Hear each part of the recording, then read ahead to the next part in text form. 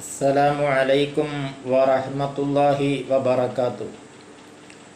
അൽഹംദുലില്ലാഹില്ലദീ വഹിദ വസ്സലാത്തു വസ്സലാമു അലാ മൻ ലാ നബിയ്യ ബഅദ വഅലാ ആലിഹി വഅസ്ഹാബിഹിൽ ഫായിസീന ബിറിദല്ലാഹി അമ്മാ ബഅദ്.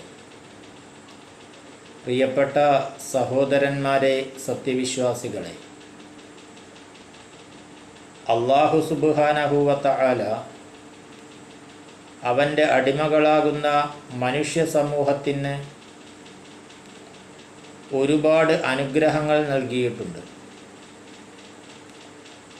സമൂഹത്തിലെ ഓരോരുത്തർക്കും അല്ലാഹു സുബ്ഹാനഹു വ തആല നൽകിയിരിക്കുന്ന അനുഗ്രഹങ്ങൾ വ്യത്യസ്തങ്ങളാണ്.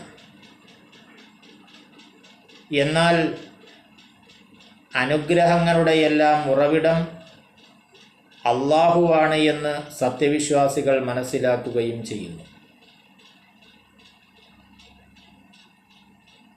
അല്ലാഹു സുബ്ഹാനഹു വ തആല തൻ്റെ സഹോദരന് നൽകിയിരിക്കുന്ന അനുഗ്രഹത്തിൽ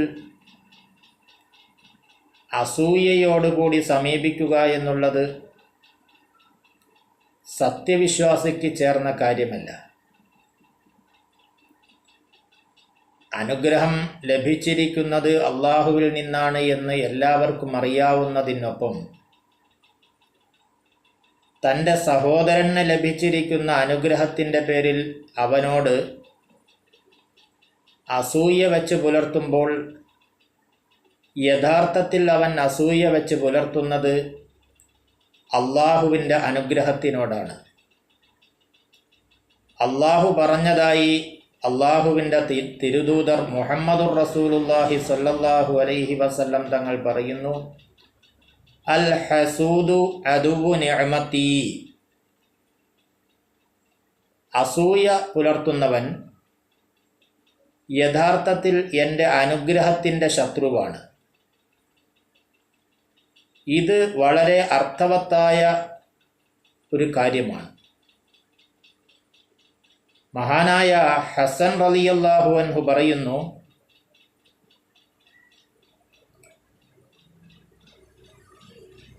ഒരാൾക്ക് അല്ലാഹു സുബ്ഹാനഹു വ തആല അനുഗ്രഹം നൽകിയത് അവനോടുള്ള ബഹുമാനാർത്ഥമാണ് എങ്കിൽ അല്ലാഹു ബഹുമാനിച്ചവനോട് നീ എന്തിന് അസൂയ കാണിക്കണം? അതല്ല, പരീക്ഷണാർത്ഥമാണ് അവനിക്ക് നിഅമത്ത് ലഭ്യമായിരിക്കുന്നത് എങ്കിൽ അതിൻ്റെ അനന്തരഫലം അവൻ തന്നെ അനുഭവിക്കുകയും ചെയ്യും. അവിടെയും അസൂയയ്ക്ക് യാതൊരുവിധ പ്രസക്തിയുമില്ലല്ലോ. ഹസദ് വച്ച് പുലർത്തുന്നവൻ്റെ ഹൃദയം എപ്പോഴും അസ്വസ്ഥമായിരിക്കും. അവൻ മറ്റുള്ളവൻ്റെ അനുഗ്രഹം നീങ്ങിപ്പോകാൻ ആഗ്രഹിക്കലാണല്ലോ ഹസദിലൂടെ സംഭവിക്കുന്നത്. തൻ്റെ മനസ്സിന് അത് ഉൾക്കൊള്ളാത്തതിൻ്റെ പേരിലാണല്ലോ അവനോട് അസൂയ വച്ച് പുലർത്തുകയും ചെയ്യുന്നത്. എന്നാൽ അസൂയ വച്ച് പുലർത്തുന്നവൻ ഒരു കാര്യം മനസ്സിലാക്കുക, അസൂയ നിമിത്തം ഏതെങ്കിലും അനുഗ്രഹം അള്ളാഹുവിൻ്റെ ദുനിയാവിൽ നിന്ന് ഇല്ലാതാകുമായിരുന്നുവെങ്കിൽ ഒരൊറ്റ അനുഗ്രഹവും ദുനിയാവിൽ ബാക്കിയാകുമായിരുന്നില്ല. അഥവാ ആര് അസൂയ വച്ച് പുലർത്തിയാലും അള്ളാഹുവിൻ്റെ അനുഗ്രഹം അള്ളാഹു നിലനിർത്താൻ ഉദ്ദേശിക്കുന്ന കാലത്തോളം ഏതൊരുത്തനിലാണോ അള്ളാഹു നിലനിർത്താൻ ആഗ്രഹിക്കുന്നത് അത് നിലനിൽക്കുക തന്നെ ചെയ്യും എന്നാണ് പറഞ്ഞതിൻ്റെ അർത്ഥം. ഇനി ഹസദ് വച്ച് പുലർത്തുന്നവൻ്റെ ഹൃദയം എപ്പോഴും അസ്വസ്ഥമായിരിക്കും. അവൻ്റെ ദുആക്ക് ഇജാബത്ത് ലഭ്യമാവുകയില്ല. ഖലീഫ മുഅ്തസിം ബില്ലാഹി പറയുന്നു, അനുഗ്രഹം ലഭിച്ചവൻ ലഭിച്ച അനുഗ്രഹത്തിനെയാണ് അവൻ ഉപയോഗപ്പെടുത്തുന്നത്. അവനോട് അസൂയ വച്ച് പുലർത്തുന്നവൻ അവനിക്ക് ലഭിക്കാത്ത കാര്യത്തിലാണ് അവൻ്റെ മനസ്സിനെ ഉപയോഗിച്ചു കൊണ്ടിരിക്കുന്നത്. വളരെ ചിന്താർഹമായ സംഗതിയാണ്. അതുകൊണ്ട് മറ്റുള്ളവൻ്റെ ഉയർച്ചയിലും നേട്ടത്തിലും ഹസദ് വച്ച് പുലർത്തുന്നവൻ തൻ്റെ സ്വകാര്യ നിമിഷങ്ങളിലും ഏകാന്ത വേളകളിലും അവൻ്റെ മനസ്സിനോടവൻ പറയട്ടെ,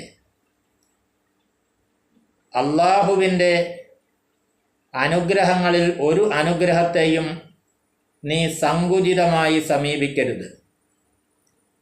നിനക്കതാണ് ഭംഗി. ഹസദ് വച്ച് പുലർത്തുന്നവൻ അതിൻ്റെ അനന്തരഫലം അനുഭവിക്കുക തന്നെ ചെയ്യും.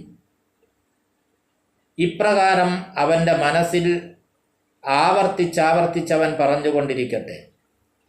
മനസ്സിൽ ഏതൊരു സംഗതി ആവർത്തിക്കപ്പെടുന്നുവോ ആ സംഗതിയെ മനസ്സ് കുറേ നാളുകൾക്ക് ശേഷം സ്വീകരിക്കുമെന്നുള്ളത് മനഃശാസ്ത്രപരമായ ഒരു കാര്യമാണ്. അതിലൂടെ മനസ്സിൽ കുടികൊള്ളുന്ന മറ്റുള്ളവനോടുള്ള ഹസദ് ഒഴിവാകാൻ ഇപ്രകാരമുള്ള ഒരു ട്രീറ്റ്മെൻറ്റിന് കഴിയും എന്നാണ് മഹാന്മാർ പഠിപ്പിച്ചിരിക്കുന്നത്. അതുകൊണ്ട് ഹസദ് വച്ച് പുലർത്തുക എന്നുള്ളത് അള്ളാഹുവിൻ്റെ ഒരു ഇഷ്ടദാസന് ചേർന്ന സംഗതിയല്ല.